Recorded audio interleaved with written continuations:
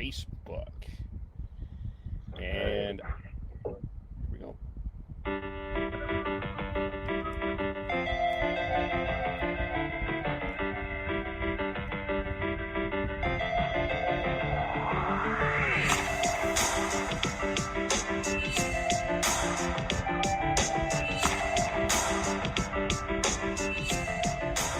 I forgot to get Heidi to do this.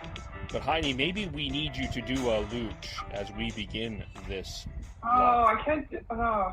It's okay. Okay. I'll do it. Loooch. No, I can do it. Okay. Go ahead. You can do it as well. Instead of yelling into it. You want me to do it now? Yeah, well, we're on live now, so we need a Loooch. Loooch. There we go. As Milan Lucic, one of the key contributors to the Flames' 6-2 victory over the Winnipeg Jets, as they have taken a 2-1 series lead. Facebook Live, the hockey podcast. That's Heidi. Sean is to her right. We've got Matt here. We've got Devin here. Hello, all. How are we all doing? Good. Great. Let's just quickly start with Lucic. I want to start here. I understand this Lucic James Neal trade. Look, I understand that Milan Lucic is not the fastest guy in the world, and he has taken a few terrible penalties, like he did today. He took a terrible penalty that led to the second Jets power play goal. But overall, he has been a factor in this series. Pardon my old pun. Do we agree or disagree? Frankly, I think he's been him and Andrew Mangiapane have been the two most consistently good players for the Flames during this playoff series. Yeah, I'd have to agree. I think Lucic has been a major factor, and I feel like Jeff Ward has been a big contributor on making him feel comfortable and make him feel relevant again. So I think it's a combination of the two. Yeah, I think Lucic just provides that personality in the locker room. The guys all seem to like him. He provides a sense of leadership and veteran leadership. And just because he the odd time flubs a shot and trips over himself or whatever, takes a dumb penalty, he still provides, and you can tell that he plays with such heart. He's the Doug the Thug Glatt of the Flames. That's fair. And if you want to, this is where I think the Flames did win the trade with James Neal. If you're going to argue about the goals, okay, Neal had more goals than Lucic, but he scored his first goal since the new year, James Neal did, on Saturday. But Milan Lucic had 8 goals for the Flames this season. James Neal had 7. So he replaced James Neal production with at least putting in a little bit, more of an effort than James Neal did. And I think more respected in the dressing room. Am I offside saying that? In the Flames dressing room. I don't think so. I think you're bang on with that. It seems like he was very disinterested for the majority of the season. And, that how could you not have that rub off in the dressing room? So, like Heidi said, he's well liked, and Lucic is well liked in the dressing room. I was talking about James Neal before, it's definitely positive having Lucic over Neal. Yeah, you need players that actually care on the team, and James Neal, because he wasn't gifted the first line spot due to Lindholm being clearly better, that he just pouted the entire season, and it was addition by subtraction, and the fact that Lucic has contributed anything in a positive direction is just a bonus, frankly. And yet for him to be one of the better contributors during this postseason is great. And like if he can keep that up, especially like if the Flames move past the Jets and are facing a team that's smaller physically than the Jets, Lucic's impact will get bigger on each game from there on in. Right. Yeah, and I kind of echo what everybody else said. Neil was it's just a bummer, just in general. He was a bummer to the fans. He was a bummer to the other guys on the team. And I don't miss him at all. I was excited for him to be in Calgary, but as soon as he started being kind of a whiny bitch, then... the best part of James Neal was getting the $40 jerseys. Yeah. Actually, I know a bunch of people who are getting I think they're down to $35 now. Yeah. People are buying them and getting them recrested. Yeah. Oh, that's nice. So we'll start with Heidi because we have, we'll go with Sean, and then after kind of thoughts on your game, thoughts on what you've seen from this series so far. What has impressed you? What is concerning you? I feel like I have seen a couple of analogies. I'm the one who said that the Jets look like they are made of glass. I have heard that they look like they're made of peanut brittle.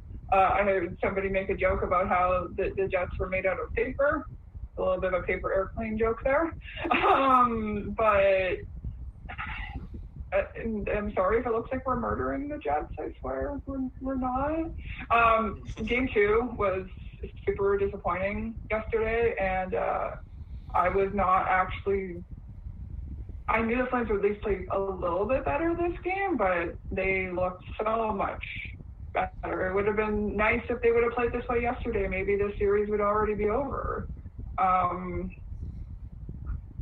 Yeah, it was nice to see that there was, I believe, all 6 scorers tonight, other than the fact that Lucic got his 1 goal called back.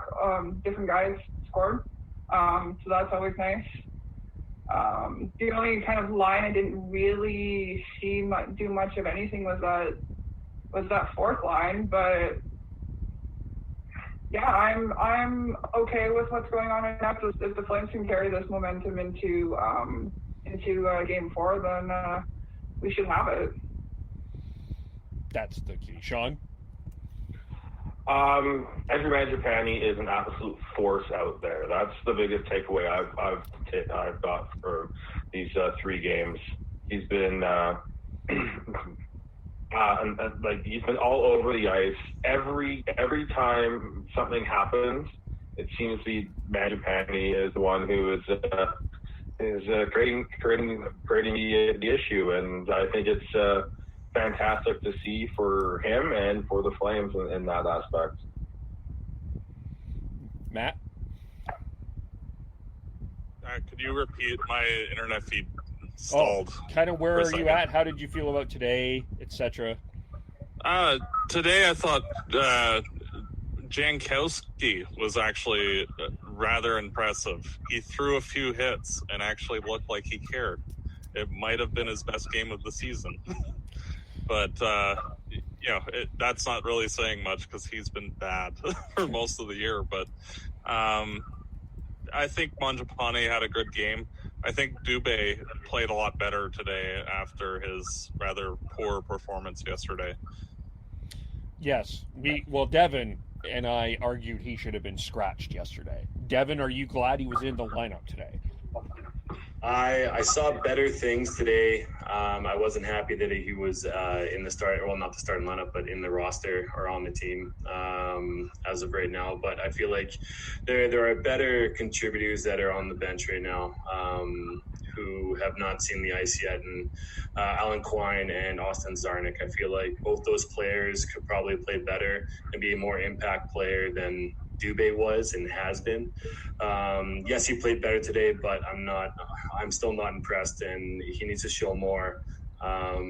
Moving off of Dubé, I feel like Johnny Gaudreau, I feel like it's just the same shit over and over again, and it doesn't seem like he cares. I'm first of all, I'm tired of talking about it, but I'm most of all tired of seeing the fact that he the lack of give a shit is ridiculous. He just seems disinterested. There's no passion. He looks tired, and I just don't. It's so frustrating because you've seen the good things that he can do, but he's not doing them anymore, or he's just choosing not to, or the Jets have figured him out, and so has the other league, or the entire league. But it doesn't. I don't know. That's my rant on Johnny Gaudreau. See, I thought he was really good today. I thought he was flying today. I thought this was one of the better Johnny Gaudreau performances we saw this year, and definitely one of his best playoff performances. Definitely better than most of the year, and definitely the last 2 playoff games. I don't know if it's quite as far as Kevin said, but I don't think he was that bad. That was a little. Line can get a little lost in the shuffle 5-on-5 too often. It's a good thing that they have the Mangiapane and Tkachuk driving the play, and that line playing so hard and dominating the Jets. Because if they didn't, this series would be completely different, even with the Jets being decimated. Well, plus Gaudreau's line, you need to have the other team's best defenders out against that line, just due to the fact that they can create anything. Like, look at Lindholm's goal yesterday, where one little turnover and it's back into the net. And the other teams have to respect that. And even if Gaudreau's line isn't producing optimally, and they did get a couple goals today, but if they're not doing their job in terms of generating offense, at least it's eating the top pair generally, so that way it gives more space for Tkachuk and that line to abuse the second pairing defense. And it's one of those things that ideally, like, Gaudreau is always going to be a perimeter player, and it's sort of like counting on Christian Huzelius to lead your team. There's a blast from the past. You're not going to see a lot of, physical effort in terms of board play from Gaudreau. And, if the Flames can get him to get some chances off the rush, then he'll score some goals. But if it's just like the normal cycling 5-on-5, that line's going to struggle. There was the play in the first period when he was behind the net and he was handling that puck for 45 seconds. The Jets defense just wouldn't, it was literally like what did Chris Cuthbert say? Count the sheep, or count 1,000, 2 1,000 there. So to me he was I don't know. I guess for what we expected Johnny Gaudreau, Devin, to me, compared to where he's been, this is, I was impressed. Can we get more? Probably, but this is a start. And same with Sean Monahan. I thought this was probably Sean Monahan's best playoff game, but that's not saying much. Either way, baby steps in the right direction. Yeah. He actually got some life out there, but still not enough. So, going into let's maybe we'll move here to let's talk about the defense. Matt, we had a debate in our chat because I have this take, and I will stand by this take. I do think that the Jets defense, in comparison to the Flames defense, that everyone thought was a bit of a mismatch, isn't as big as a mismatch as people think. That being said, we had an argument about who was better, Rasmus Andersson or Neil Pionk. Devin is on the side of Rasmus Andersson, and Sean is on the side of Neil Pionk. What say you? I gotta go with Raz. Pionk is a really good young defenseman. I like him a lot for the Jets, and I think he will be a future first pairing defenseman. It's just he's not quite as polished defensively, and I don't think he has quite as physical of a game that Anderson does. I'll let Devin and Sean respond. Either. I'll let Sean go first. Yeah. The thing with Pionk is he's a 45-point defenseman this year, and that's one more point than Rasmus Anderson has in his whole career. Like and nothing against Rasmus Anderson. I think like we were saying, what brought this on was I said that Giordano is the best defenseman in this series. I don't think anyone would disagree with that one. But I said that Josh Morrissey and Neil Pionk are the second and third best. And I think you just look at the way Neil Pionk, when he's on, can play the game and can produce offensively and control the game. I think it's just I don't see that from Anderson. They're different players for sure, but I have a hard time putting someone who hasn't put anything more than 20 points up in a season ahead of a player who's been able to put up a 45-point season and has been that good offensively. So like I said, I have no issues with Rasmus Anderson as a player. I just think that if you look at the stats and you look at what Pionk brings, I don't think you can. I wouldn't have him ahead of. I wouldn't have Rasmus Anderson ahead of Pionk. That's all. Yeah, and like I totally understand where you're coming from, Sean, but it's okay to be wrong every once in a while, you know. The difference. I feel like the difference is that he was the first.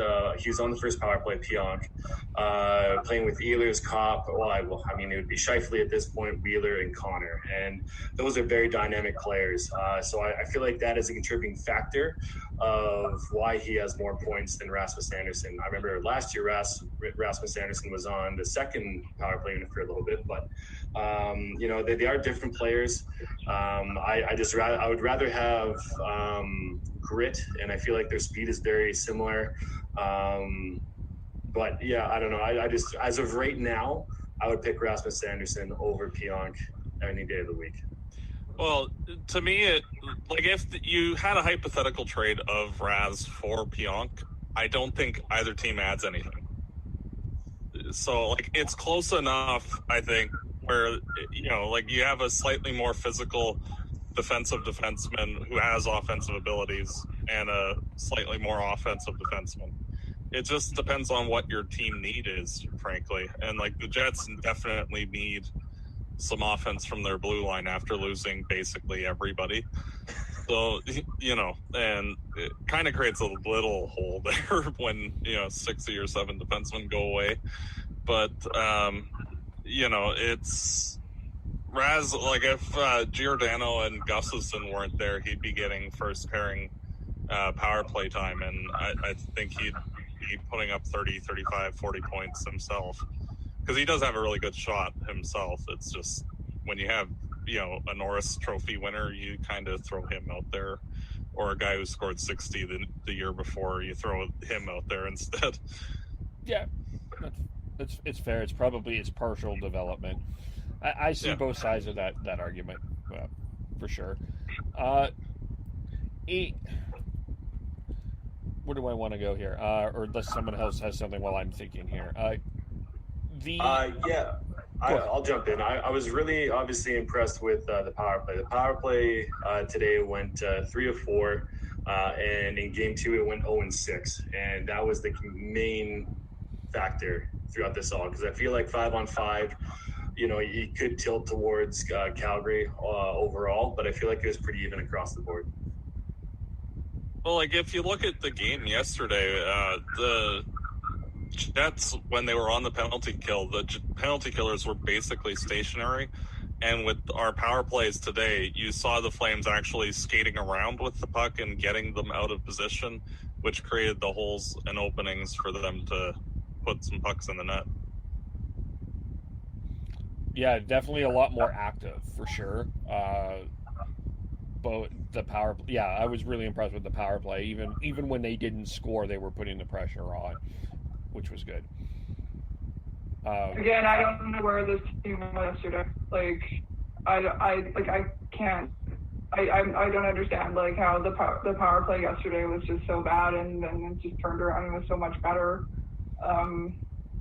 I disagree with me, but I was all like, did like Jeff Ward just like tear strip out of them like after yesterday's game? Like, I'm very interested to maybe hear some little rumblings of maybe why, or maybe they just don't play afternoon games well. I don't know. Well, they even like at a regular start time, usually they're asleep for the first 10 minutes anyway. So then you get them up extra early to play, and it's like, zombie mode the entire game. Well, I also think I think yesterday they took this Jets team very lightly, very lightly. They thought without Scheifele and Liney the series was over, and they played like they deserved the game. And today they played with a lot more passion, and maybe also, how good was Connor Hellebuck today? He did not have a good game. He was struggling. The communication with his defense was off. There's definitely a couple of miscommunications that led to goals, and he definitely wasn't feeling it the way he was for the first two games. Yeah, I would definitely agree with that. He looked a little bit shaky. He still made some good saves, but he did not look like that Vezina nominated goalie that he can be. So that could have been kind of one reason too that the score ended up being 6-2. I mean, if you looked on, or if you watched him early, that Sam Bennett shot that hit him high, and he thought he had it, but he didn't, and Bennett almost scored. He had to make a spectacular save. I mean, that kind of really didn't start his game off too well. So it kind of, he did make some good saves here and there, but overall, yeah, that was a B grade for him for sure. I mean, it's also kind of hard when you have that defense in front of him too. Not saying that they're terrible, but they're not really an average NHL defense core that he has in front of him. Yeah, like if the Jets were better overall, I think that he would have had a better game. But I think that the Flames, it was a combination where the Flames actually showed up today, and the Jets didn't really have a response in front of Hellebuck and kind of left him alone to deal with a lot more than he did for the first two games. Like, the Flames didn't really have any scoring chances in the first two games.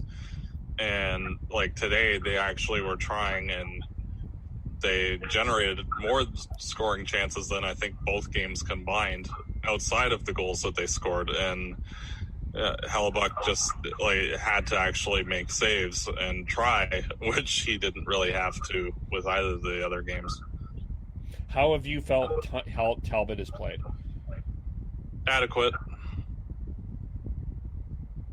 Yeah, he's been solid enough, but he hasn't had to steal it. He hasn't been called upon to steal games at times, so he's been good enough for them to win. Yeah, I've been feeling comfortable watching him play. Like, I trust him more than I think I would trust Riddick in some of the situations that he's been in. Just I've seen Riddick be shaky, and I think he would be a little bit shaky in this situation. So yeah, I'm happy that that's where that's who they chose to start with, and that's who they're still gonna. I'm imagining they're still riding to Game 4. Yeah, I'd be very surprised if they go to Riddick, but I feel like Talbot, he's done a great job. That save on Connor early in the series was spectacular. And so some of the other saves that he's made have been game savers. It could have gotten out of hand a couple times, but he was able to stop it. And I'm going to give him a little bit more credit and say that he's played very well. And maybe it's the fact that we haven't had really good goaltending in the past, decade plus. Smith last year did a great job, but it's actually very therapeutic to have him back there and not actually be worried or talk about the goaltending, because it's been such a touchy subject for the past decade. I still have nightmares of Brian Elliott. Oh yeah, that too. But I'm still the one Jet that I'm super concerned about. That like, I know he doesn't have a goal yet, but I'm just getting this feeling that Kyle Connor is going to break out. Like Kyle Connor is going to have one of those games, and he's going to take over this series. Like he's had his chances. Today wasn't his best game, but he hasn't been terrible. He's had his opportunities, and I'm just afraid he's going to break out. He definitely has that offensive power to do that. He's shown confidence here and there, but he doesn't seem like he's quite in the groove just yet, and that could be just a little bit of rust. But you're definitely right, Kev. He could just, all of a sudden, in Game 4, just explode and just take over the series for the Jets. And you kind of hope from a Flames perspective that he stays quiet, but he does have that potential. If he starts going, that's trouble, because I believe he's on a different line than Nick Ehlers even now, and Ehlers has been a force for the Jets. He seems to be all over the puck when it's in the offensive zone. So if they can get Connor going, then that could be trouble. Yeah, I was wondering why that was kind of a name that didn't seem to be mentioned much, and I wasn't seeing him do too much of anything. So I was like, I thought Connor was a good player, and I didn't notice much of anything of him, especially today. Yeah, he was quiet today. But Matt, what your thoughts?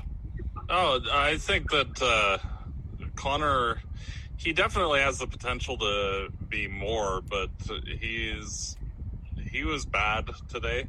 Like, there was about 8 Jet forwards that looked more noticeable than him in the game, and, like, honestly, I didn't even know that he played. That's how, like, you would think that he was one of the injured reserve guys.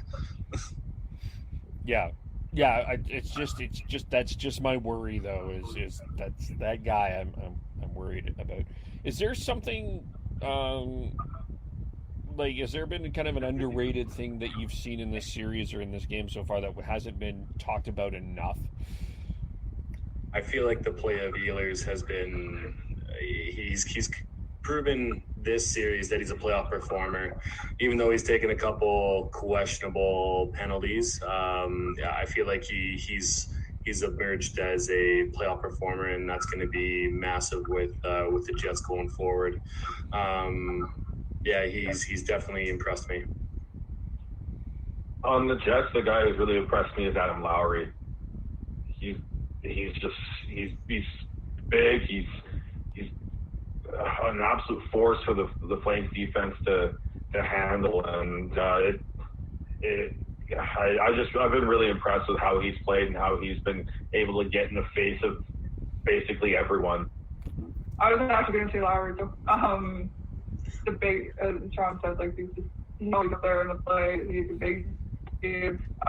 Always seeing him now against scrums and standing up for his team. So yeah, he's been somebody I've taken a little bit more notice of.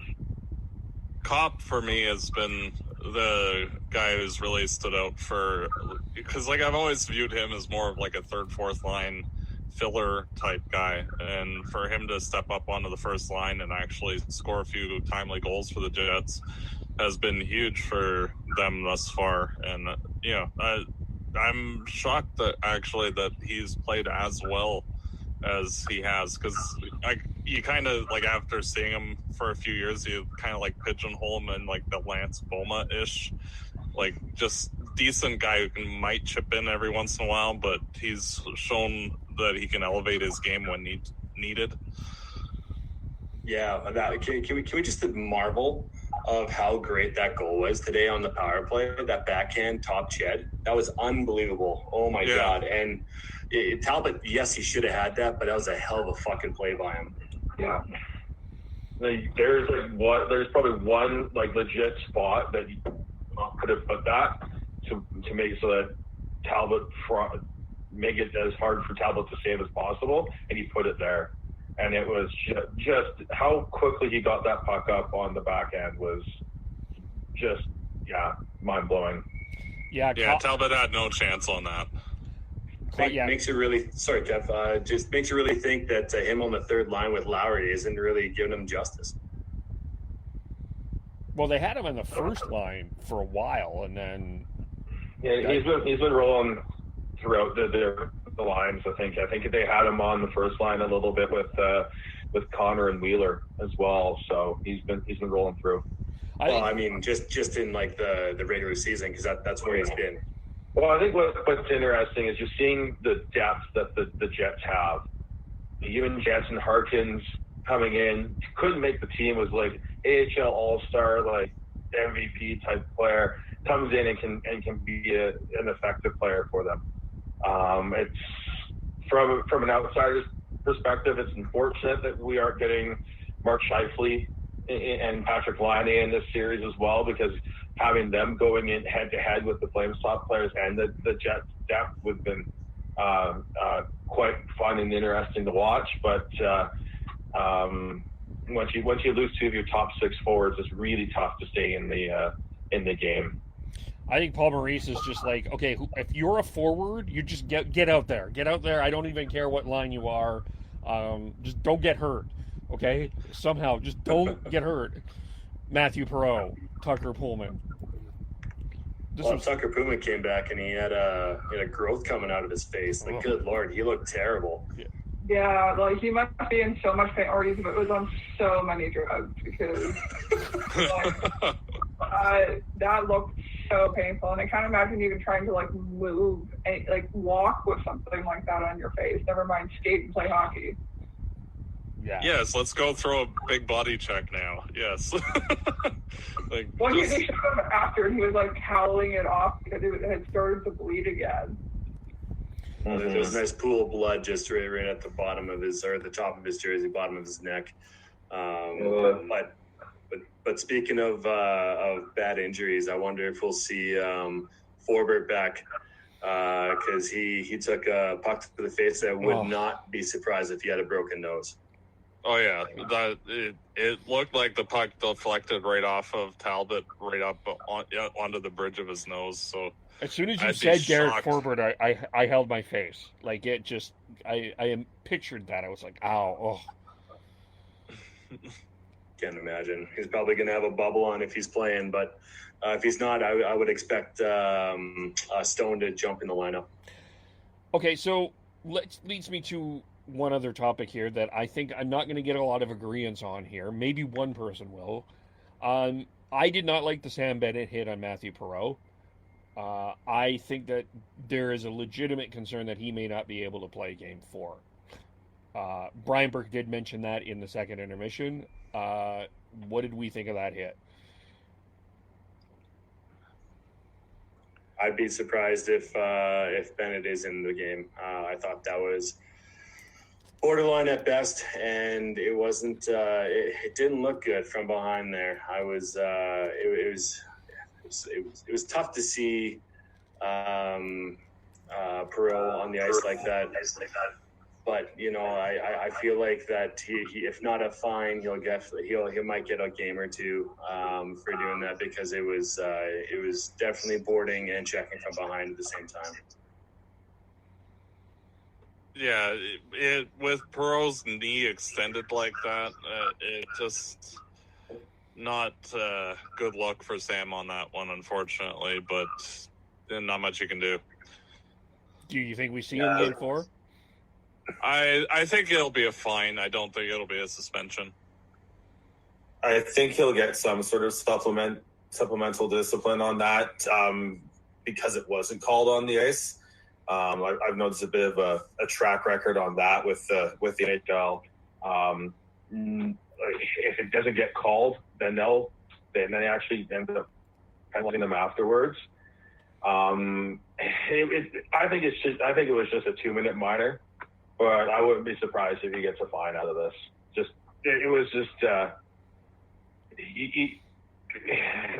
Perreault was not in a good spot for a while there, and I think Bennett had enough time to make a better play on that, but it's playoff hockey, and he's going to finish his check. So I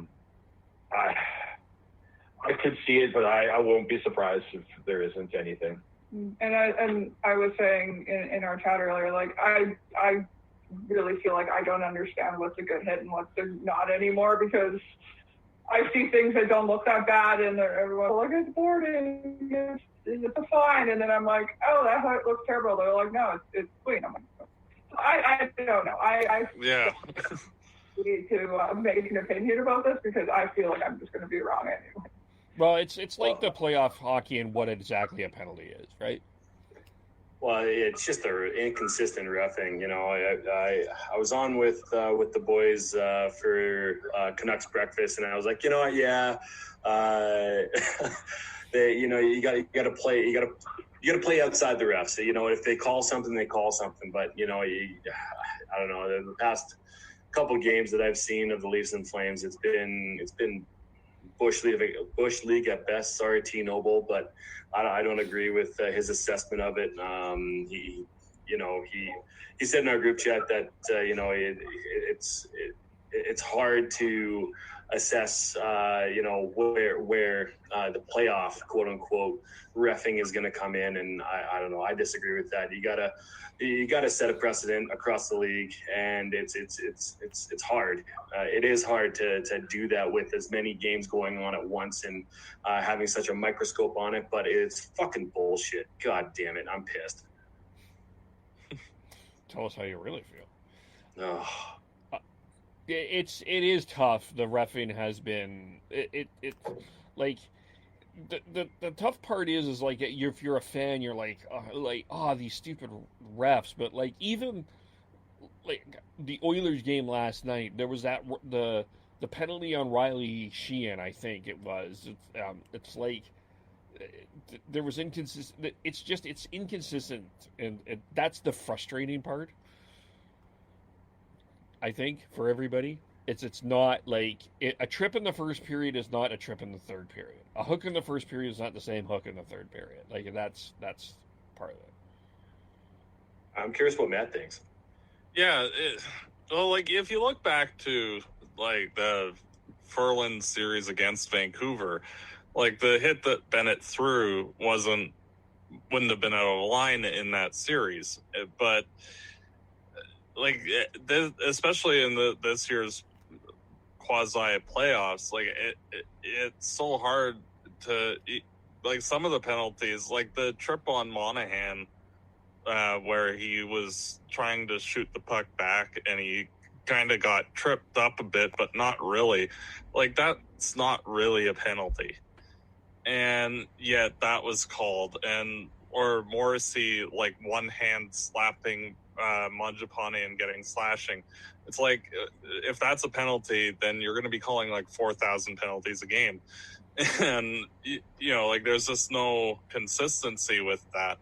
And like it's like if you're going to call that's fine, but then you have to call everything, and we're going to play 3-on-3 hockey for the rest of the game, and it's just there's no consistency at all to it. And like I said, it's hard when you have so many games going on and it's under a microscope. And I really don't know how many refs they have cycling through each game, each day, if they're doing 2 days or just one. But it's, I don't know. I feel like they can set a better precedent overall with it. And I think that's what's most frustrating about it is that you have one game that has, 6 to 10 penalties, and then the other one has 0 or less than 5, and they're doing the same plays. So I understand it's hard as a referee. So Tyler Noble, I understand, relax, but they need to be better because they are the best of the best. I think they're doing one game a day, but and then they get evaluated as well. So there'll probably be a few eliminated when the next round comes. If you're interested, nope, I don't have that. I didn't get that there. Got the wrong one. I'll find that. So quickly, I guess the final topic is who wins Game 4? If the Flames show up, they win, just because now with Perreault likely out, I think that you're getting into like crickets in terms of the depth on the Jets roster now. I don't see a realistic chance for Winnipeg to win that game if Calgary shows up. The problem is which iteration of this team is actually going to play. After the game yesterday, I was so angry because what are you guys doing? It's the same story that embarrassed you so much last year that you should be learning your lessons. And granted, today they did, but is that going to continue? And that's the hard part, is seeing which you're getting. And if they play their game, they win. They don't, then it'll be off to game 5, and who knows from there. I have a feeling it's going to be Winnipeg winning game 4. I want to be optimist, but I as well as they played today, I feel like 75% of the time they come out and play their B game or C game, and that's what's frustrating about the Flames, and that's why I think I had my rant about Johnny Gaudreau, is that I know he can do better than he did today, and today is his best game that he's probably played in a while, but I feel like he can do a lot better. And here I go saying it again, and very cliche, but your best players have to be your best players, and if they don't show up to play, then you're not going to win. Period. And especially even with having Line A and Scheifele out, and I have a feeling that Line A could potentially be back for this game 4. I don't know about Scheifele, but I don't know. I feel like Winnipeg will come out firing, and I feel like that the Flames won't be able to answer. Where did we lose Sean and Heidi? Sorry, I didn't realize you were out, and then I just noticed you. Sorry about that. Did we lose you at the refs? Sean and Heidi? They might be gone again. They're frozen. Oh. Okay. So, Kev, who do you think is going to win game 4?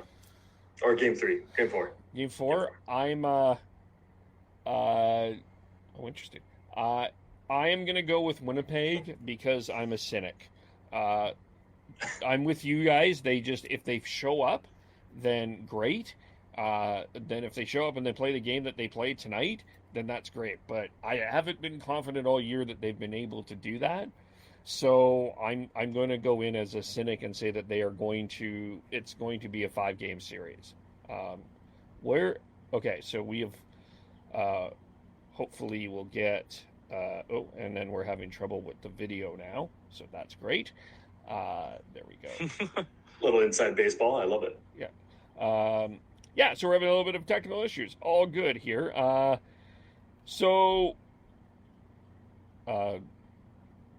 Is there anything else on this game that we need to talk about? Not really. I don't think it's one of those that there's just not enough information on which Flames will actually show up. And, they can be world beaters like today where they pump 6 goals in and make it look easy. Or, what happened yesterday. I mean, nothing more on this game. I want to say going forward, I would love to see Austin Czarnik in the lineup. And I feel like he'd bring so much more depth to the bottom 6, and the second power play. I feel like he'd have a better shot and a better prowess than Dylan Dubé on that second power play line. And other than Elias Lindholm, I feel like that top line needs to be better. Sean Monahan had a great game today, but I guess it's just me going back to Johnny Gaudreau and the whipping boy. So going forward, he needs to be better, and I'd love to see Austin Czarnik. I'd like to see Czarnik too, but Jeff Ward doesn't love Austin Czarnik. I don't know why. I will continue to be baffled me. Sean, Heidi, who wins game 4? I see the Flames winning it. I don't see how the Jets can come back from this. Was it I don't think Sheckley's looking to be back, possibly Laine, but I don't think they've got the top end talent if the Tkachuk line specifically is going. So, Heidi? I will say I'm going to say the Flames as well. As long as they can take that momentum they had in this game and can take it forward, then I can see the Flames doing it. So 3 for the Flames, 2 for the Jets. So we will see there. So we're going to review now the Leafs Blue Jackets game 2. I don't know if everyone here wants to stick around other than Devin and I. I did want to start with the Jake Muzzin injury, if you at least want to stick around and talk about what happened there. Yeah. That, to me, like with the empty fans and as much of the jokes and all of that, that was about as eerie that was the most eerie of moments that I have ever seen in a hockey game. It's definitely, as I'm going through my head of watching hockey, definitely in a top 5. It just was so awkward to watch because it didn't look bad at first, and then the longer it went, it just felt worse. Maybe we'll start with Devin on that. It was very unfortunate that Muzzin got injured. It seemed pretty innocent. And at the beginning, but when you realize what happened, that he tripped against the boards, fell down awkwardly on a Columbus Blue Jackets leg with his neck kinked. It's a scary moment. I was there once when I was playing. I had very obviously I don't know what's happening with Muzzin, but I had neck pain and back pain, and they brought out a stretcher for me, and it turned out that everything was fine on my part, thank God, and it was precautionary that I went to the hospital and ambulance. But hopefully it's very similar to him.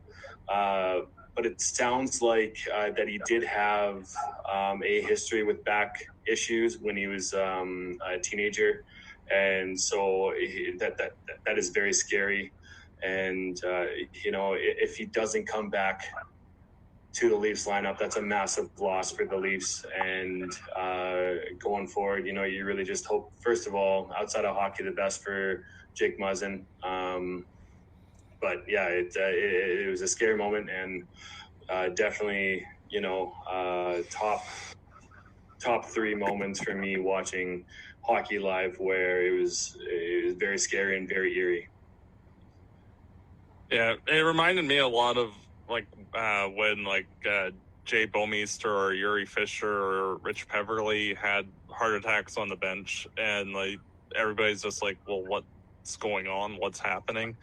And everybody's kind of panicking a bit, and it was just everybody's just kind of well, what even happened? If you look at the players, they're all kind of just it wasn't anything overt where the guy just got smashed into the boards and now he's crumpled in a heap. It just looked like any normal-ish play, and it's okay, what's going on? And yeah, just very scary, and I hope that he's okay, because it was such a weird, it didn't even look to be anything. As I saw the replay of it, it's okay, that's not that bad, and yet, it was, and it's just very disconcerting, and I hope that it's just precautionary more than anything.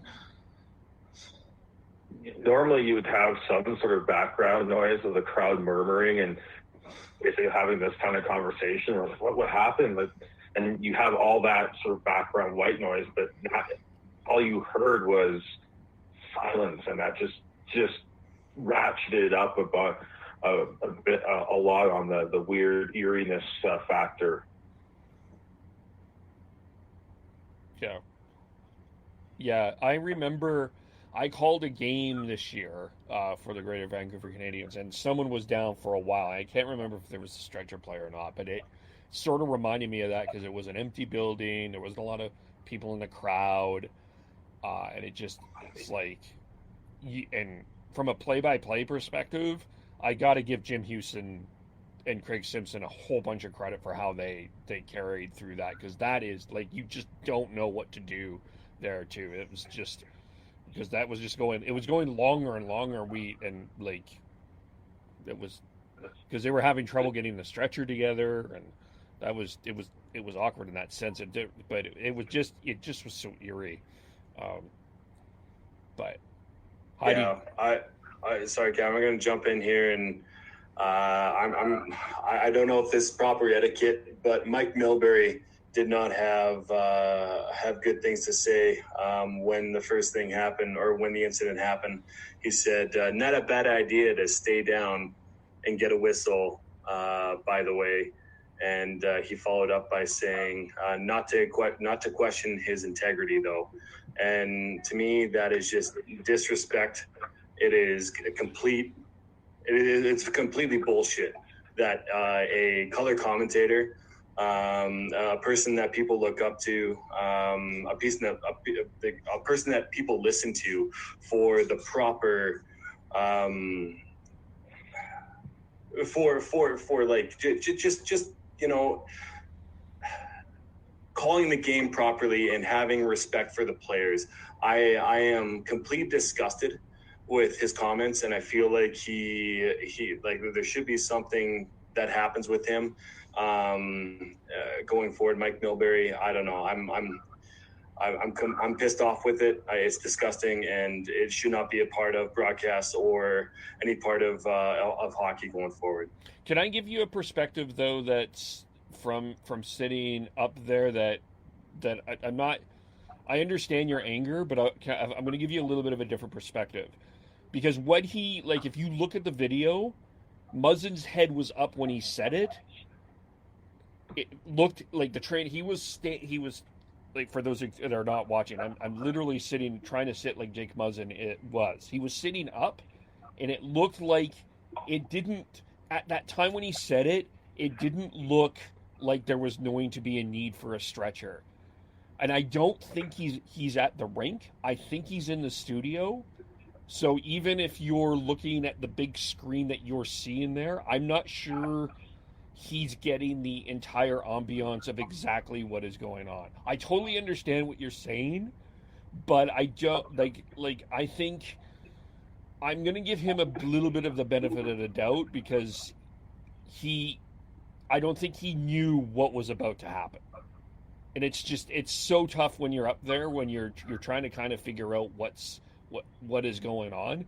I think from his eyes, it didn't look like there was going to be a need for a stretcher. That's what I saw. Maybe someone saw it differently, but yeah, like when I saw the play happen, as that was going through the replay, like it looked like a nothing play. Like the guy fell down, big deal. Like it. So I can understand to an extent why you'd be taking it a little casually, because it didn't seem bad. Like it just, he fell down and okay. Like it didn't seem like some horrendous action where, like he got slammed into the boards or anything like that. It just looked like a regular play, more or less. And you would kind of just think that it's just a nothing play, not something as drastic as it ended up being. That being said, like, is it really fair to like try and say that about someone? Jake Muzzin's an absolute warrior. Like, he's not going to like sit down and wait for a whistle when he can get up and get off the ice. Like, and there's a lot of players who are like that. I think I'm with Devin. I think that comment was completely offside and completely just horrible. Like, I get what you're coming from, but oh yeah, I agree with you. Like, I don't internal monologue. You would be thinking that, but you wouldn't be stupid enough to actually say that on air. And I agree with both of you guys that it's a dumb comment. But, I can understand his thought process of, what he was seeing, because it didn't look like an anything play. It just, you just don't... You should have a filter, not just saying like anything that comes to mind. Yeah, I'm with Matt on this. It's more of like I kind of get where his thought process was, like because again, like I didn't think it looked like the fact that he was sitting up like after, it's like, okay. And I honestly didn't see this thing that Mike Milbury said until after, like I was watching it, but then just it didn't click in my head. But yeah, you need to not say shit like that. You shouldn't. That would. I'm sorry, I interrupted there, but go ahead. No, you go ahead, Kevin. I don't think the comment was not appropriate, but I think his sight line. I'm giving him the benefit of the doubt of what the situation was. That's the. I feel like he's really old school, and I don't think he's a good analyst at all. I think he's one of the worst. Like he's one of the worst on there. Like he shouldn't really just be involved in hockey at all. As a general manager, he was awful. As an analyst, he's awful. Like, just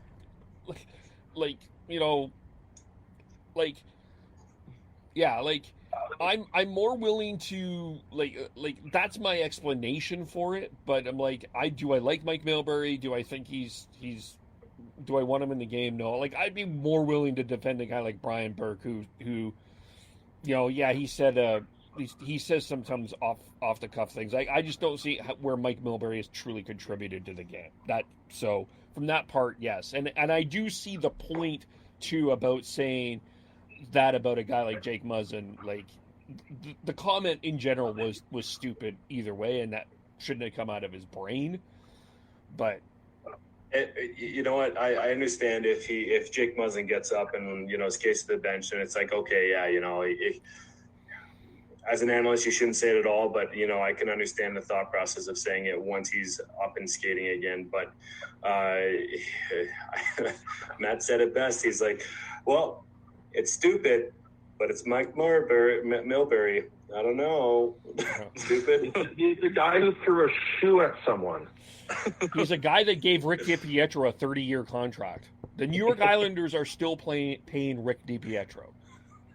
He's the guy who traded Luongo and Jokinen for Parrish and Kavasha, and then traded Spezza and Chara for Yashin. So, yeah, like the Islanders could have been an amazing team and probably would have won a couple of cups in the early 2000s had Mike Milbury just not done a damn thing. Yeah, pretty much. Okay, we're going to now get into the review of the Leafs game. Other than Devin, are you guys going to stick around for this? I'm imagining Sean is ready to go watch a hockey game that starts in 14 minutes. That's probably closer to 9 o'clock now. What's that? I unfortunately have to run. Okay. All right. So, all right, Matt. Yeah. Okay, so how do we follow everyone that is leaving? At Matt Dubourg on Twitter and Fireside Podcast. We're going to be doing our Jet Series recap once the Flames and Jets are done. And then hopefully there's some more to cover and not, let's go Lafreniere. Oh, yeah. That's true. Yeah. Sean and I will be on... Oh, go ahead, Sean. I am Beardy Connect 03 on Twitter. And I'm at Heidi Maysballs on Twitter. All right. For those watching the Canucks game, Sean and I and Isha Jaromi will be recapping the Canucks game tomorrow morning for Canucks breakfast. So keep an eye out for that at 10 o'clock Calgary time, 9 o'clock Pacific time.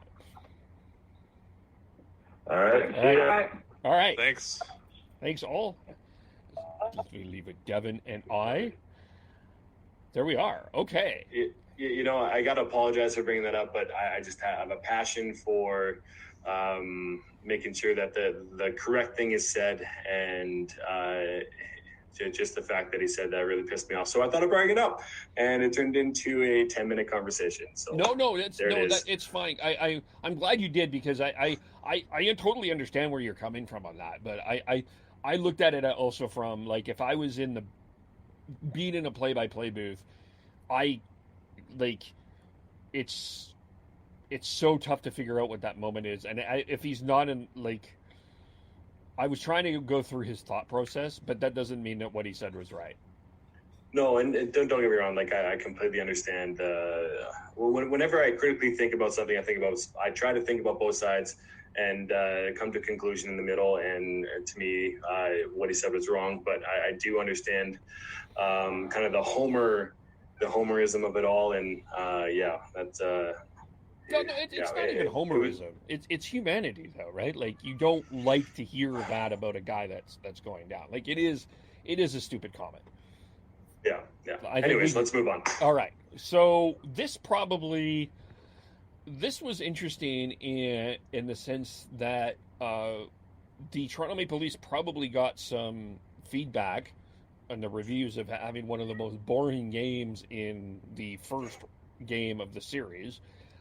And they got off to a great start, but Korpisalo was standing on his head, and then Austin Matthews scored late in the second period.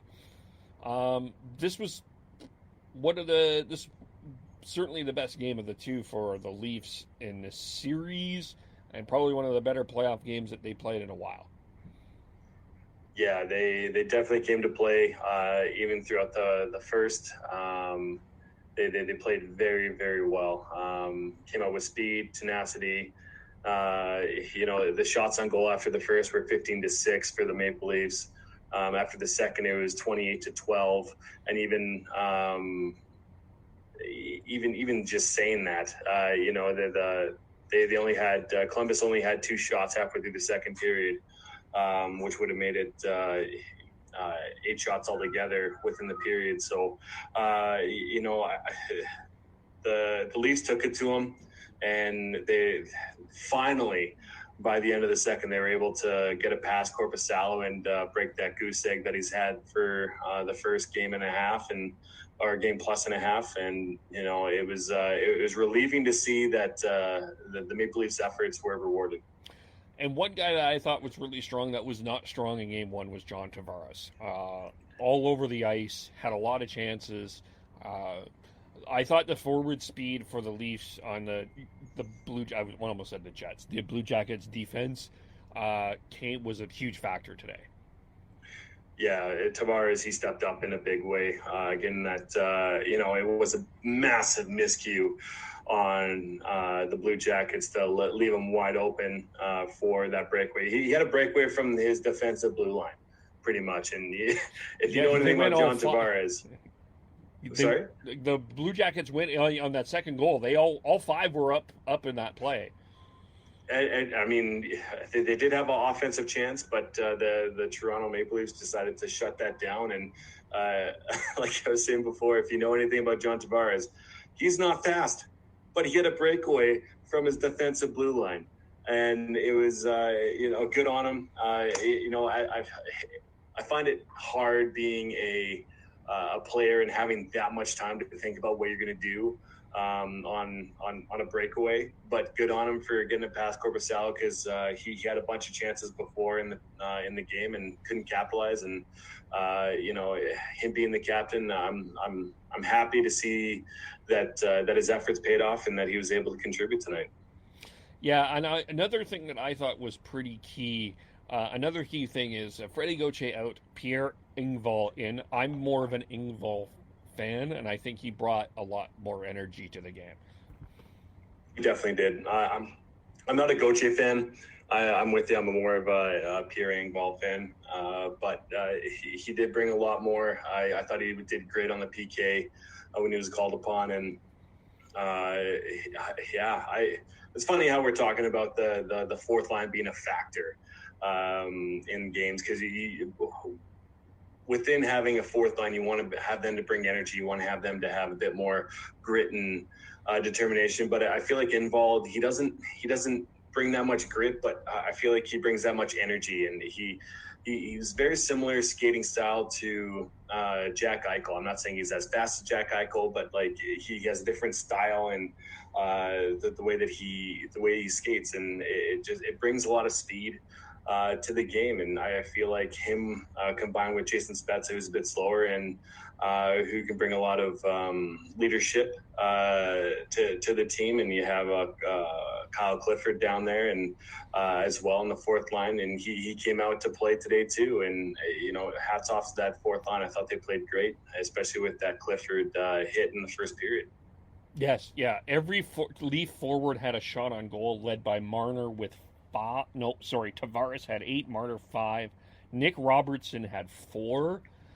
Again, having a. I believe that was all in one shift. Yeah, he is definitely the 18-year-old Sam Bennett, for sure. Oh, totally. I was very impressed with him today. He had the balls to shoot from wherever, and I feel like three or even all 4 of his shots were from the far hash, hash marks on the other side of the against the boards. Not great quality shots, but good on him for shooting. And even though he had one of his shots, he had Kerfoot there. Tapping his stick for one time. He's like, nope, I'm taking a shot. A lot of respect for him for doing that, because that's his game. And I honestly, even though he hasn't really made that much of a difference in the games, I'm excited to see what type of player he becomes going forward. Yeah, he's got lots of potential. That's it's going to be, this is good experience for the regular season for sure. Defensively for the Leafs, of course, all but Muzzin had a shot on. Oh, sorry, and Cody Ceci. So Morgan Riley, I thought, had a strong game. Where I guess, kind of looking ahead here for the Leafs defense, who are we expecting to see? Who would you want to see step in there if Muzzin cannot go? I would love to see Sandin step in. I know he's a rookie, and I know that he doesn't have much experience more than Martin Marincin, but. Marincin, I've had a hard time understanding who he is and what he is, because when he plays internationally, like he did last year, he supposedly lit it up and he did an amazing job there. So it's a little hard for me to want Martin Marincin, and I feel like Sandin can bring a different dynamic, maybe not a different dynamic than the Leafs, because he's very he's smaller, he has speed, he has skill, and that goes out throughout the entire lineup of the Leafs. But I feel like having him instead of Marincin would be fantastic. Maybe even put him up there with I guess maybe not a shutdown role with Justin Hall, but I guess I could see Marincin jump in there with Justin Hall and just kind of solidify the defensive defenseman, quote unquote, of it. But I would love to see Rasmus Sandin in the lineup. Yeah, it's okay. Just looking here, how would you pair them now? Because you went Muzzin, Hall, you had Riley, and I'm just going through the combos here. CC. It's Riley and CC, and then Barry and Dermott. So how do you pair that now? I mean, it is hard. I personally would go Riley, Hall. Then I would have Dermott, CC, and I would have Barry, Sandin.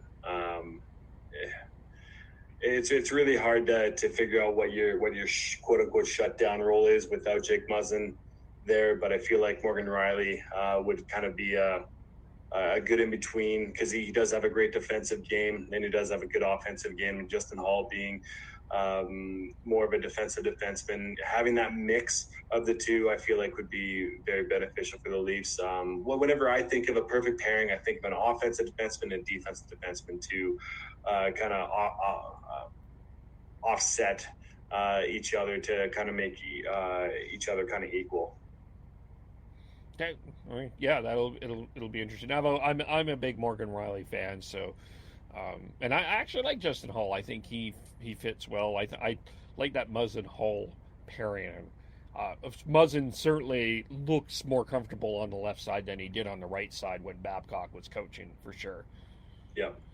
The other adjustment that I thought was interesting is they put Matthews and Marner together, and then Tavares and Nylander together, and it did seem to work. seem to click offensively.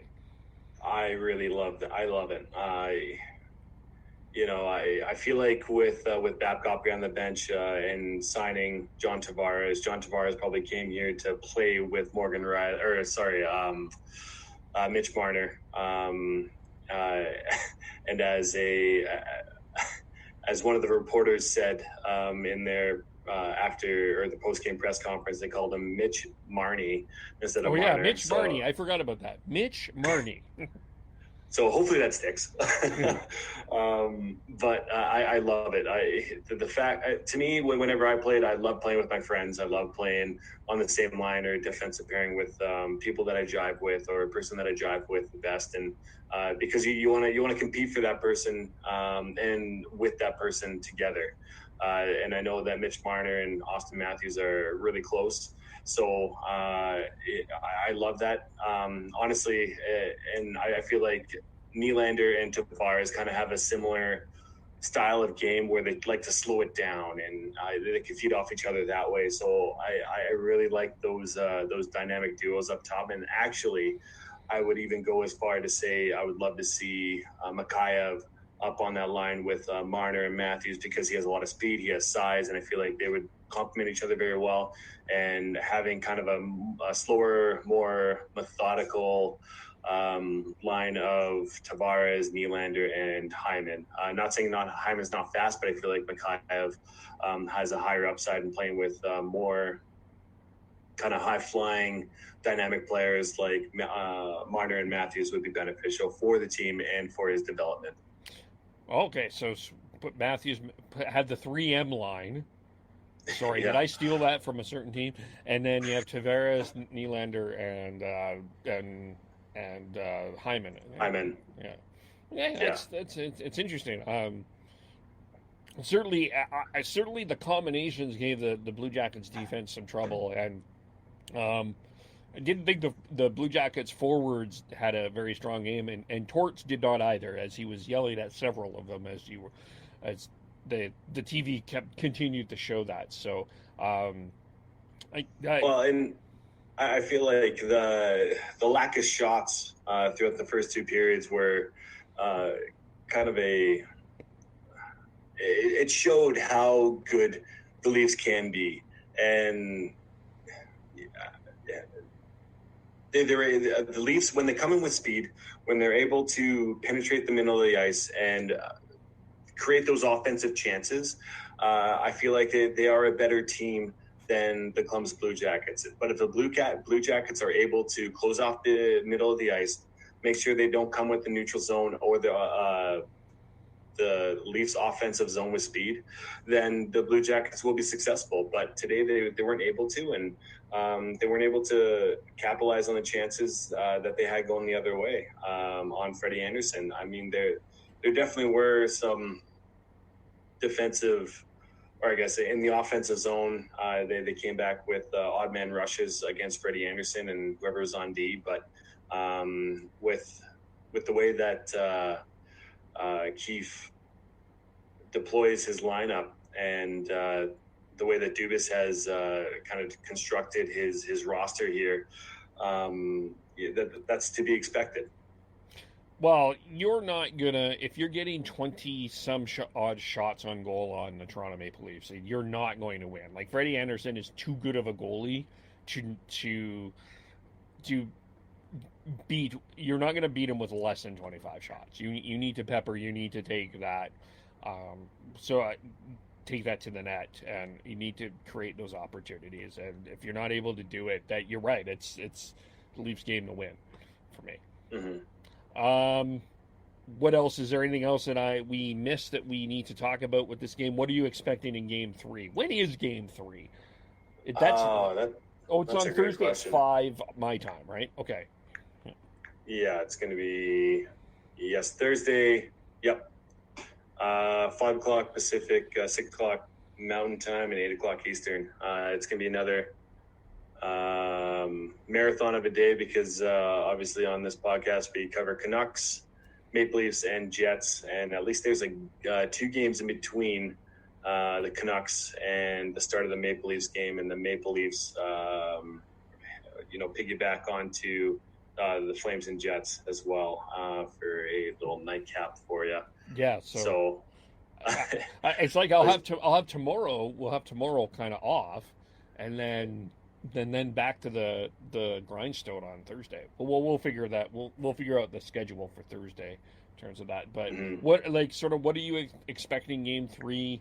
What adjustments are you thinking that the Blue Jackets are going to give, and what adjustments do you think the Leafs even need to give as well? It'd be interesting to see where Muzzin's at that point. That'll be a pivotal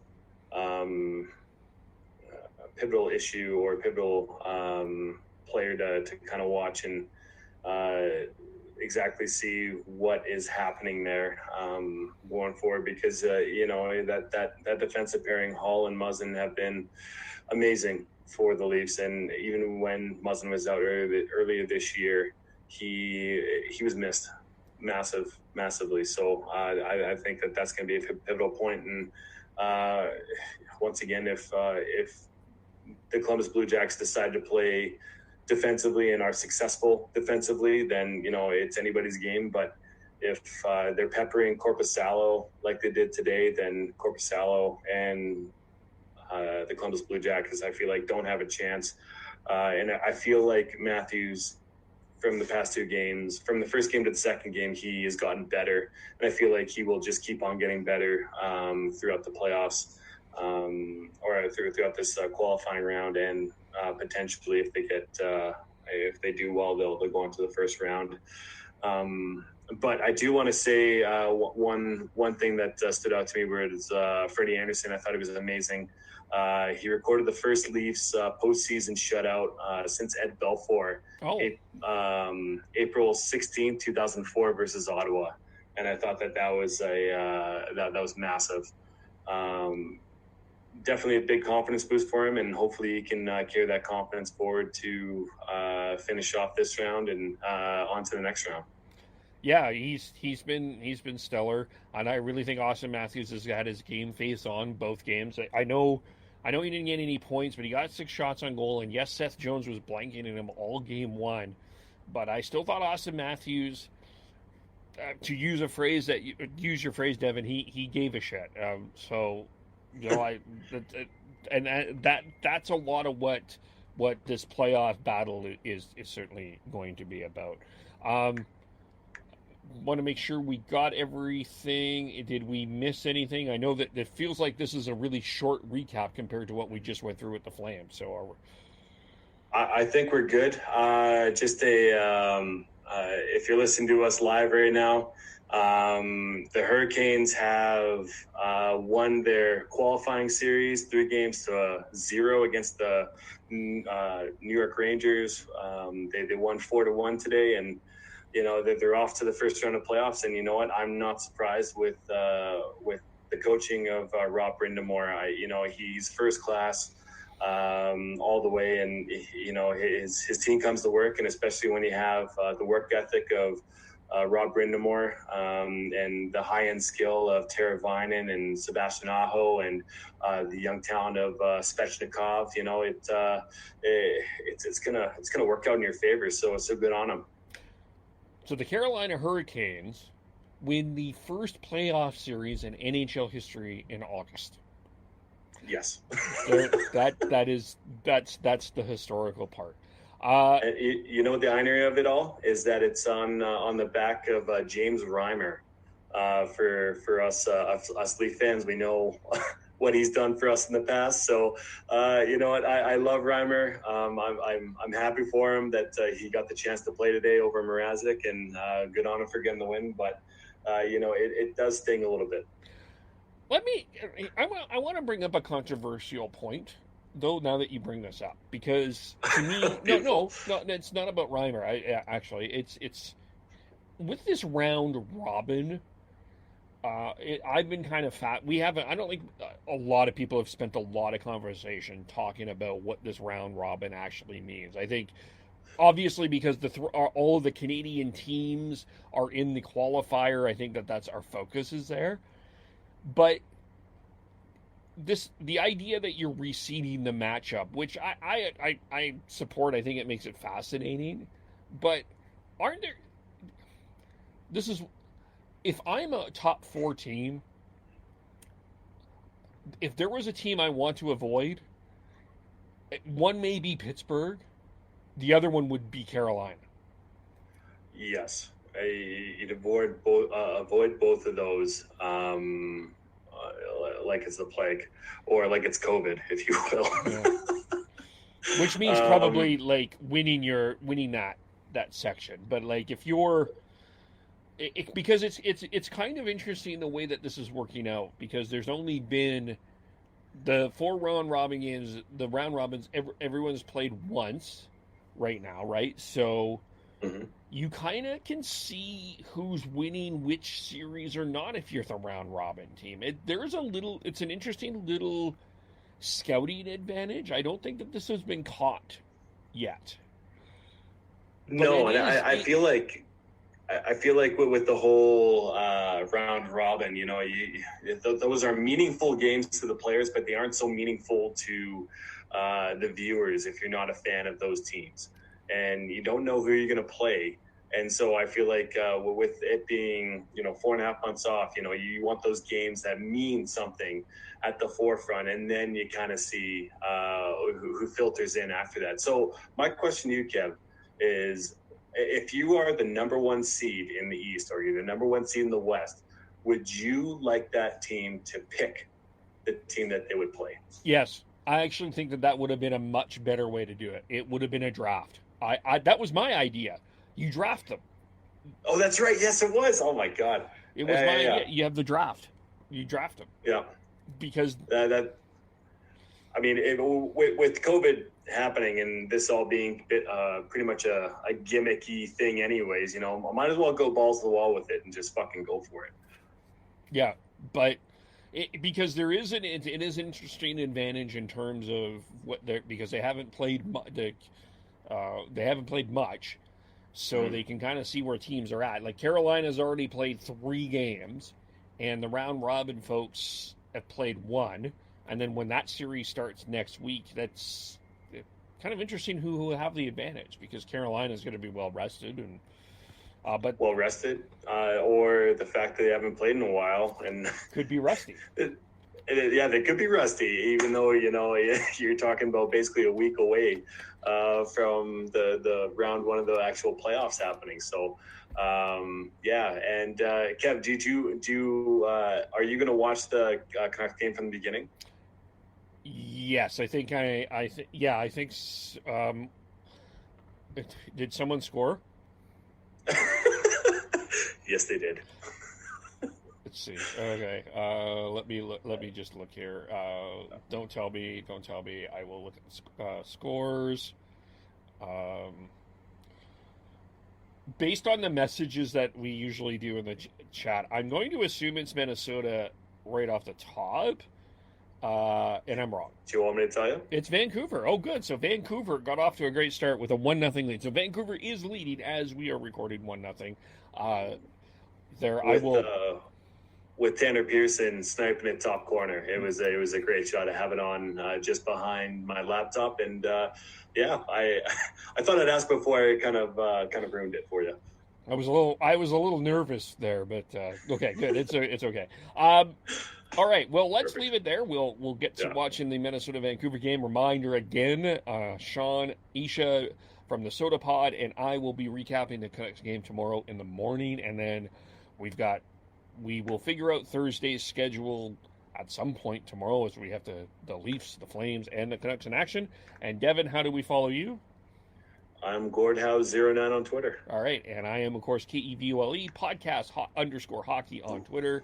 Like the Hockey Podcast, if you're listening on Spreaker, subscribe on iTunes, Google, iHeartRadio, and Spotify. Thanks for watching on Facebook Live. Thanks, everyone, for listening, and we will talk to you all soon. Bye for now.